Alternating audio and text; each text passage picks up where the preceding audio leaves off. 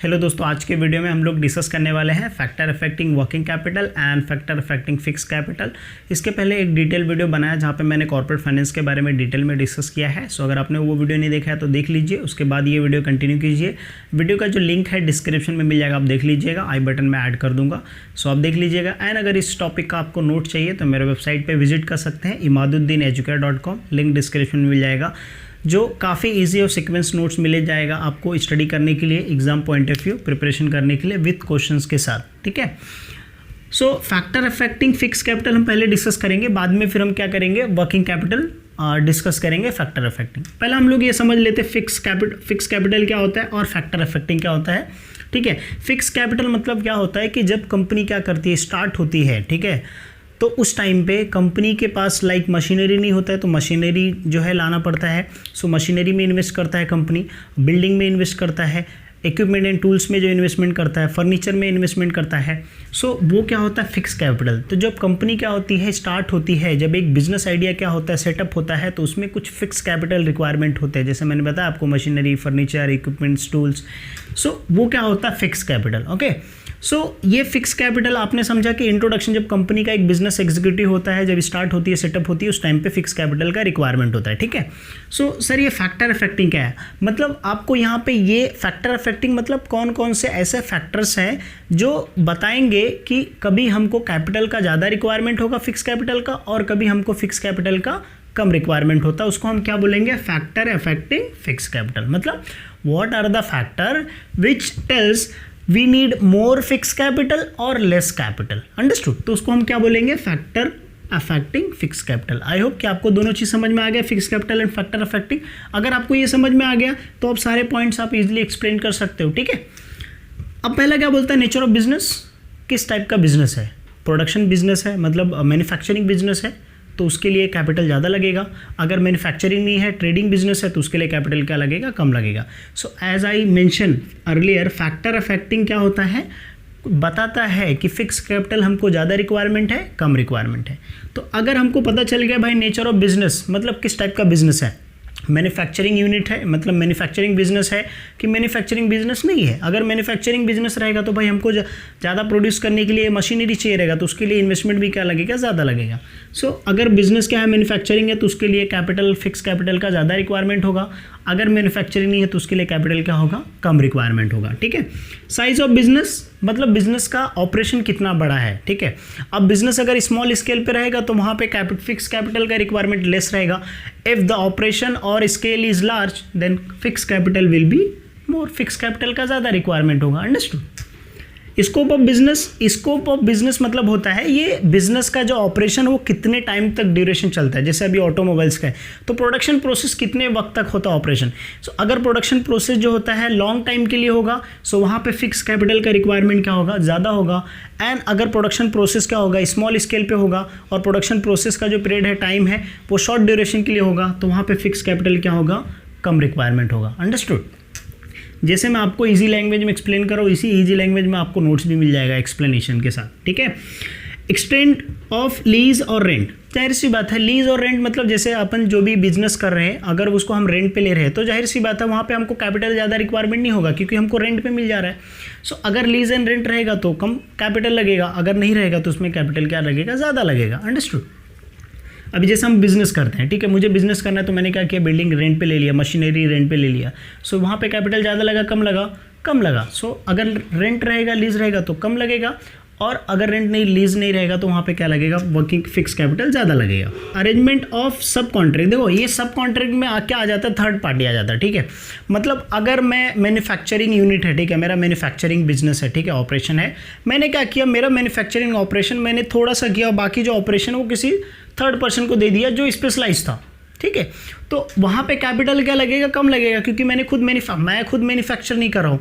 तो ये केस में क्या होता है कि बहुत सारे फॉर्म क्या करते हैं, जैसे अभी कोई मोबाइल बनाने की जो है कंपनी है, ठीक है, तो उसके कुछ पार्ट्स रहेंगे वो किसी दूसरी कंपनी को दे देगी जो सॉफ्टवेयर, मतलब जैसे सॉफ्टवेयर है तो जो स्पेशलाइज रहेगी उसको मैन्युफैक्चर करने के लिए देगी, वहाँ से लाके फिर असेंबल कर सकते हैं। राइट। बहुत सारे ऑटोमोबाइल्स का है।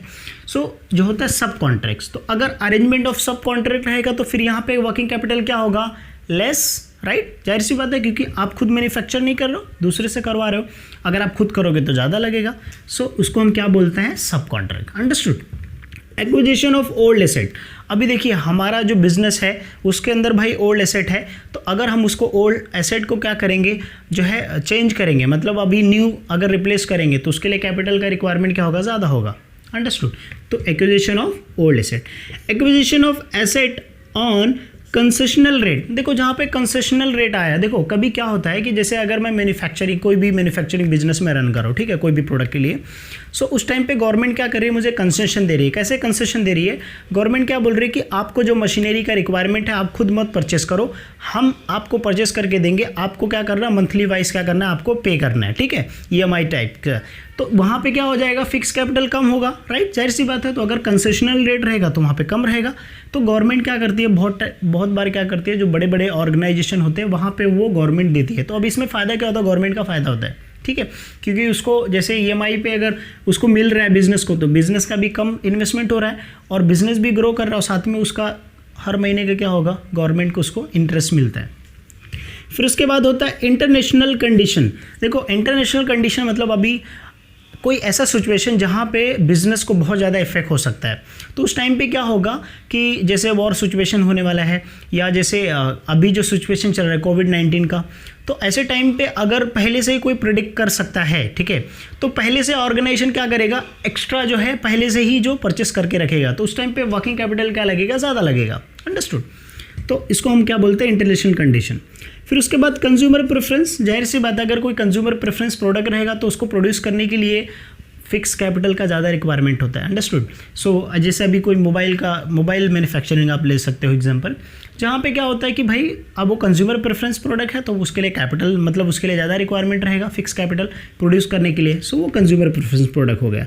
ट्रेंड इन इकोनॉमी, देखो ये ट्रेंड इन इकोनॉमी मतलब ये होता है कि जब इकोनॉमी मतलब जब देश क्या है, ग्रोथ की राह पे, मतलब ग्रोथ हो रहा होगा, जब देश में इकोनॉमी में क्या हो रहा है, डेवलपमेंट हो रहा है, इकोनॉमी बूस्ट हो रही है, बढ़ रही है, तो जब इकोनॉमी बढ़ती है तो उसके साथ प्रोडक्शन बढ़ता है, उसके साथ एम्प्लॉयमेंट बढ़ता है, उसके साथ आउटपुट बढ़ता है। तो जब आउटपुट बढ़ेगा, प्रोडक्शन बढ़ेगा, तो उसके लिए फिक्स कैपिटल क्या होगा, ज़्यादा रिक्वायरमेंट होगा। अंडरस्टूड। फिर पॉपुलेशन ट्रेंड, जाहिर सी बात है अगर पॉपुलेशन इंक्रीज होगा तो रिक्वायरमेंट भी ज़्यादा होगा, सो जब रिक्वायरमेंट ज़्यादा होगा तो प्रोडक्शन भी ज़्यादा होगा, तो जब प्रोडक्शन ज़्यादा होगा तो we need more fixed capital, so that is called as factor affecting fixed capital. Understood. अब हम पढ़ते हैं वर्किंग कैपिटल। देखो वर्किंग कैपिटल क्या होता है, वर्किंग कैपिटल जब डे टू डे एक्टिविटी के लिए, जब हम कोई प्रोड्यूस करते हैं प्रोडक्ट, जैसे आप समझिए डेली प्रोडक्ट है, तो अब वो प्रोडक्ट को मैन्युफैक्चर करने के लिए हमको रॉ मटेरियल चाहिए, डेली बेसिस पे हम जो डे टू डे एक्टिविटीज़ के लिए कुछ ना कुछ कॉस्ट चाहिए, रॉ मटेरियल चाहिए, तो उसको हम क्या बोलते हैं, वर्किंग कैपिटल। अंडरस्टूड। सो अब फैक्टर अफेक्टिंग, तो कौन कौन से ऐसे फैक्टर हैं जो वर्किंग कैपिटल को क्या करते हैं, इफेक्ट करते हैं। सर इफेक्ट करते हैं मतलब कौन कौन से ऐसे फैक्टर हैं जो वर्किंग कैपिटल का कभी रिक्वायरमेंट ज़्यादा होता है, कभी कम होता है, तो वो क्या होता है, फैक्टर अफेक्टिंग। अंडरस्टूड। यहाँ पे भी सेम क्या है, नेचर ऑफ बिजनेस, अगर बिजनेस क्या है, जो है बड़ा है, डेली प्रोडक्ट है, तो वहाँ पे क्या होगा कि जब डेली प्रोडक्ट है तो मतलब कैश का फ्लो भी डेली सेल होगा और डेली फिर पैसा भी क्या होगा, इनफ्लो होगा, तो यहाँ पे वर्किंग कैपिटल क्या होगा, कम रिक्वायरमेंट होगा। लेकिन कोई ऐसा है जहाँ पे क्या हो रहा है, डेली का जो है फ्लो नहीं हो रहा है, वहाँ पे इनफ्लो मतलब जा रहा है लेकिन इनफ्लो नहीं हो रहा है, पैसा नहीं आ रहा है, तो उसके लिए वर्किंग कैपिटल क्या होगा, ज़्यादा रिक्वायरमेंट होगा। अंडरस्टूड। सो ये फर्स्ट पॉइंट था। उसके बाद दूसरा क्या है, size of business, same as it is we had discuss, अगर बिजनेस का स्केल साइज ऑफ बड़ा है तो उस टाइम पे वर्किंग कैपिटल ज़्यादा रिक्वायरमेंट होगा, अगर कम रहेगा तो उसके अंदर वर्किंग कैपिटल क्या होगा, कम रिक्वायरमेंट होगा। अंडरस्टूड। फिर उसके बाद आता है वॉल्यूम ऑफ सेल्स। अब मुझे बताइए, अगर वॉल्यूम ऑफ सेल्स मतलब कितना क्वांटिटी सेल होता है, अगर ज़्यादा क्वांटिटी सेल होगा तो बताइए वर्किंग कैपिटल कम होगा या ज़्यादा होगा, आप कमेंट में करके बता सकते हैं। सो वॉल्यूम कितना क्वांटिटी सेल होता है, अगर ज़्यादा सेल होगा तो ज़्यादा प्रोडक्शन होगा, अगर ज़्यादा प्रोडक्शन होगा तो हमको वर्किंग कैपिटल का रिक्वायरमेंट क्या होगा, ज़्यादा होगा। ठीक है। फिर उसके बाद प्रोडक्शन साइकिल, देखो ये प्रोडक्शन साइकिल मतलब होता है, साइकिल मतलब होता है ड्यूरेशन। ओके। अब जो प्रोडक्ट मैं मैन्युफैक्चर कर रहा हूँ, अगर उसका ड्यूरेशन लॉन्ग पीरियड के लिए है, ज़्यादा वक्त लग रहा है, तो उसके लिए वर्किंग कैपिटल भी क्या होगा, ज़्यादा रिक्वायरमेंट होगा। अगर शॉर्ट ड्यूरेशन के लिए रहेगा तो वर्किंग कैपिटल क्या लगेगा, कम लगेगा। So understood. फिर उसके बाद क्या है, बिजनेस साइकिल। देखो ये बिजनेस साइकिल एक बहुत बड़ा कंसेप्ट है। बिजनेस साइकिल को हम ट्रेड साइकिल भी बोलते हैं, इकोनॉमिक साइकिल भी बोलते हैं, ठीक है। सो ये बिजनेस साइकिल में मतलब एक इकोनॉमी होता है, कभी इकोनॉमी का ग्रोथ होता है, कभी रिसेशन आता है। अभी कोविड-19 की वजह से इकोनॉमी में रिसेशन आ रहा है और आने वाले दिन में हमारी इंडियन इकोनॉमी जो है वो -5% से भी कम जाए, मतलब हमारा कंट्री का जो जीडीपी है ग्रोथ रेट वो बहुत कम हो जाएगा, माइनस में चला जाएगा। सो अब जब माइनस में चला जाएगा तो प्रोडक्शन कम होगा, मतलब जो आउटपुट है वो कम हो जाएगा, आउटपुट कम हो जाएगा, अनएम्प्लॉयमेंट प्रॉब्लम बढ़ जाएगा, जो है इन्वेस्टमेंट जो है, बैंक देख लीजिए, बैंक की एक्टिविटी सारी चीज़ें बंद है, तो लोन्स नहीं पास होगा, तो लोन नहीं मतलब इन्वेस्टमेंट नहीं होगा। सो ये सारा एक्टिविटी कम हो जाएगा। तो जब ये कम हो जाएगा तो मुझे बताइए वर्किंग कैपिटल का रिक्वायरमेंट ज़्यादा होगा कम होगा? कम होगा। अगर बिजनेस साइकिल, अगर इकोनॉमी जो है बिजनेस बढ़ रहा है, ग्रोथ हो रहा है, तो वहाँ पे वर्किंग कैपिटल क्या होगा? ज़्यादा रिक्वायरमेंट होगा। अंडरस्टूड? Business cycle. इसके ऊपर एक टॉपिक पूरा डिटेल में मैंने बनाया है जो SY BCom और SY BF और बहुत सारे कोर्सेज में आते हैं। अगर आपको डिटेल में समझना रहेगा व्हाट इज़ बिजनेस साइकिल, सिर्फ इसके ऊपर क्या है, सो उसके ऊपर पूरा लेक्चर है मेरा, 2 लेक्चर है, तो वो देख सकते हो, लिंक डिस्क्रिप्शन में डाल दूंगा, ठीक है, जनरल नॉलेज के लिए अगर आपको समझना है। फिर उसके बाद होता है टर्म्स ऑफ ट्रेड, ठीक है। अब ये terms of purchase and sales. अब जाहिर सी बात है terms of purchase and sales मतलब ये होता है कि अगर ऑर्गेनाइजेशन क्या करता है, परचेस जो करता है वो कैश पे करता है। किस पे करता है? कैश पे। और जब सेल करता है वो क्रेडिट पे सेल करता है। तो अब मुझे बताइए वर्किंग कैपिटल कम होगा ज़्यादा होगा? ज़्यादा होगा, जाहिर सी बात है ना, क्योंकि जब परचेस कर रहा है वो कैश पे कर रहा है, लेकिन सेल कर रहा है वो क्रेडिट पे कर रहा है। तो भाई जब क्रेडिट पे कर रहा है, इनफ्लो पैसा मनी हो ही नहीं रहा है, तो कैश का इनफ्लो जब नहीं होगा तो फिर वहाँ पे वर्किंग कैपिटल का रिक्वायरमेंट क्या होगा? ज़्यादा होगा। लेकिन अगर वो परचेस कर रहा है, किस पे कर रहा है? क्रेडिट पे, और सेल कर रहा है, इनफ्लो हो रहा है, तो वहाँ पे वर्किंग कैपिटल का रिक्वायरमेंट क्या होगा? लेस होगा।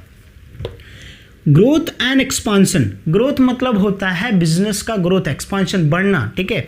एक बिजनेस यूनिट, एक जैसे एग्जांपल के तौर पे मेरा एक कंपनी है ABCD लिमिटेड कंपनी, वो उसका मैं जो है मुंबई में सेटअप किया और उसके बाद फिर क्या किया मैंने, अलग अलग स्टेट में सेटअप किया, तो वो बिजनेस का ग्रोथ होता है, एक्सपांड होता है, ठीक है। सो ग्रोथ जब एक्सपांशन होगा तो अब मुझे बताइए वर्किंग कैपिटल कम होगा ज़्यादा होगा? कमेंट में करके जरूर बताइएगा, ठीक है। ये पॉइंट का आप लोगों के लिए एग्जाम्पल आप दे सकते हो। फिर उसके बाद 8 पॉइंट है एक्सटर्नल फैक्टर। अभी देखिए एक्सटर्नल फैक्टर में बहुत सारे फैक्टर्स आते हैं। जैसे अगर बैंक क्या कर रहा है कि अगर आपको जो है मतलब जो भी लोन है जो आपको दे रहा है, तो उस टाइम पे वर्किंग कैपिटल का रिक्वायरमेंट क्या होगा? कम होगा। अगर नहीं पास कर रहे हैं, अगर आपके पास फाइनेंस अवेलेबल नहीं है, फंड्स अवेलेबल नहीं है, तो उस टाइम पे वर्किंग कैपिटल का रिक्वायरमेंट क्या होगा? ज़्यादा होगा। But if financial institution and banking are providing the loans और प्रोवाइडिंग असिस्टेंस, तो उस टाइम पे वर्किंग कैपिटल क्या होगा? लेस होगा। उसके बाद क्या है? Credit control policy. देखो क्रेडिट कंट्रोल पॉलिसी को मैं हिंट देता हूँ, बाकी आप बताना वर्किंग कैपिटल कम रिक्वायरमेंट होगा ज़्यादा रिक्वायरमेंट होगा। आई होप कि आप लास्ट तक देखते हो वीडियो, ठीक है। सो क्रेडिट कंट्रोल पॉलिसी में क्या होता है कि अगर कोई कंपनी की पॉलिसी क्या है बहुत रिस्ट्रिक्टिव है, तो उस टाइम पे वर्किंग कैपिटल क्या होगा? लेस होगा या मोर? ओके। अगर क्रेडिट जो है पॉलिसी जो है वो जो है रिस्ट्रिक्टिव नहीं है, फ्री है, तो उसके टाइम पे वर्किंग कैपिटल का क्या रिक्वायरमेंट होगा? आप कमेंट में करके जरूर बताइएगा। सो मैंने 2 क्वेश्चन पूछे हैं, आई होप कि आप लास्ट तक देख रहे होंगे। बाकी अगर आपको कुछ भी डाउट है, अगर दूसरे टॉपिक्स पर आपको वीडियो चाहिए, कुछ पॉइंट मैंने मिस आउट किया है, कुछ सजेशन है, कुछ एग्जाम्पल्स है, तो जरूर कमेंट सेक्शन में बताइए। पूरा वीडियो देखने के लिए thank you so much guys for watching.